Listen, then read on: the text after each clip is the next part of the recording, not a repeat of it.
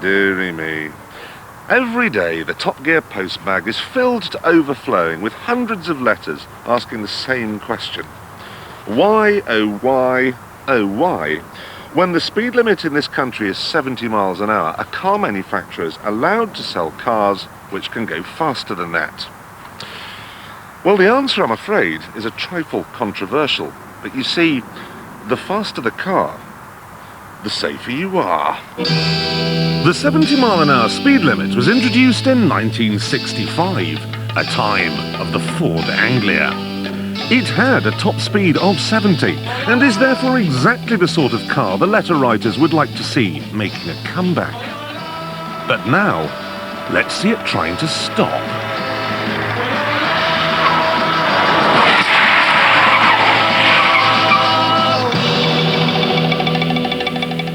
That is one of the scariest things I've ever done. Getting it to 70 miles an hour was bad enough, but stopping it took 244 feet.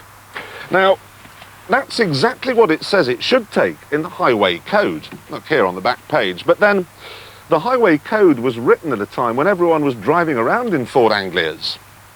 The only thing this is good for now is clearing up the mess that I appear to have made in my trousers. How did anyone survive the 60s? Since the Anglia was pensioned off, cars have been getting a good deal faster. But that's okay, because there have been big improvements too, with brakes and tyres. 3, 2, 1, brake. Now, the Lexus is known to be one of the fastest stopping cars that money can buy, and it's certainly lived up to that reputation today. According to our computer figures, it went from 70 to 0 in 2.8 seconds. It stopped in 139 feet. That's 100 feet less than it should take according to the highway code. Unbelievable. Now, the Escort did it in 198 feet, kind of poor to middling. But we can't change the highway code because the Speed Kills lobby likes to drive round in 2-ton slow coach diesels like this Discovery, which took a staggering 224 feet to stop. That's 84 feet more than the Lexus. 84 feet. Big four-wheel drive cars undoubtedly have their place.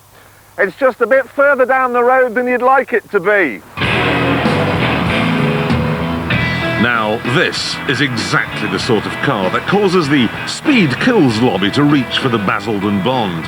The Porsche 911, £65,000 worth of bulging Teutonic muscle. With a top speed of 165 miles an hour, they say it should be labelled a killer and banned. But hold on a minute. The brakes in this car are designed to stop it time and time again from 165 miles an hour. So let's find out what happens when we ask them to stop it from just 70. Ready? Build the speed up. Hold on to your hairpieces, everyone. Wow. So, there you have it. If you must step into the road in front of an oncoming car, do please make sure the car in question is a fast one, because that way it'll be able to stop more quickly. And it isn't just braking either. We've fitted a complicated measuring device to the side of our Anglia, and I'm now endeavouring to find out how fast it can go round a corner.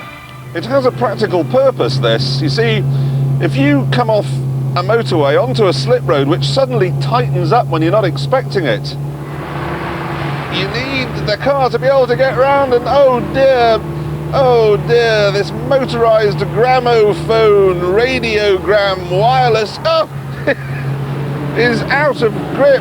This is 27 miles an hour and I'm absolutely on the raggedy edge. 1 more mile an hour, I'd be wearing it like a hat. Oh, God. Get me out of here. I want to go back to the 20th century. Its modern day equivalent, the Ford Escort, does rather better. According to this digital readout here now, this very accurate speedometer, I'm doing 35 miles an hour. Build it up a bit, steering's gone light. I'm running wide. I'm in big trouble here. Oh no! Whoa! Murder! Blood spurt! Spin! Bent wing! Crash! Expense! Now the Porsche is happy to sail round this bend at 43, 6 miles an hour faster than the Escort. You see, because the Porsche is so powerful, they've had to give it weapons-grade suspension and huge tyres and gigantic brakes. If it were limited to 70, they wouldn't bother. I mean, these components don't come cheap. The tyre for an Anglia, 28 quid. The tyre for an Escort, 29 quid. The garden roller from the back of a 911, £294. And then there's the brake discs. Now this 2p piece on an Escort, it cost you about £25. This rather larger disc from a 911 costs about the same as it weighs, £105. Oof. The big question is this.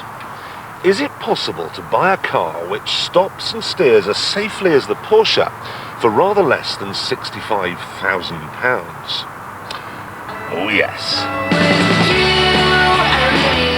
This is the Peugeot 106 GTI, a boy racer's dream come true. It has spoilers, alloy wheels and a top speed of 126 miles an hour.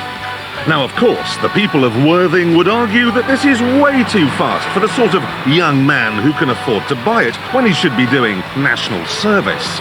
It is, after all, just £13,000. It's a menace. It's wheeled ecstasy. Again, not so. Thanks to fat tyres, ultra-lightweight and standard ABS, it went from 70 to 0 in just 162 feet, 8 feet less than the Porsche. Round our handling circle, it could do 41 miles an hour. The 911, remember, could only manage 43. Now sure, it's fast enough to get you into trouble, but because of that, Peugeot has ensured it's nimble enough to get you out again. You have to be a complete idiot to crash this thing.